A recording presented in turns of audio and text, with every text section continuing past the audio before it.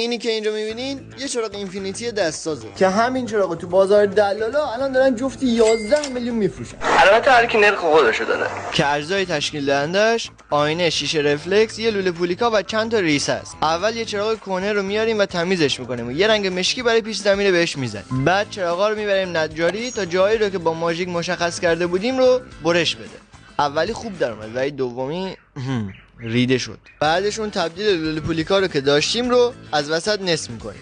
جفتشون رو جا میزنیم که تقریبا یه همچین چیزی در میاد. شروع کردم به بتونه کردن درزا و شکستگی های چراغ و شکل دادن و گرد کردن لبه های لوله پولیکا که کارمون تمیز باشه. سنباده زدم و بعد از یکم تمیزکاری شروع کردم به رنگ کردنشون. اول آینه ها رو میذاریم، بعد ریسایی که آموزش لعیم کاریشون توی یوتیوب هم هست رو دور چراغ میچسبونیم و بعد شیشه رفلکس رو و بعد از یکم آب بندی و چسب کاری این شد نتیجه.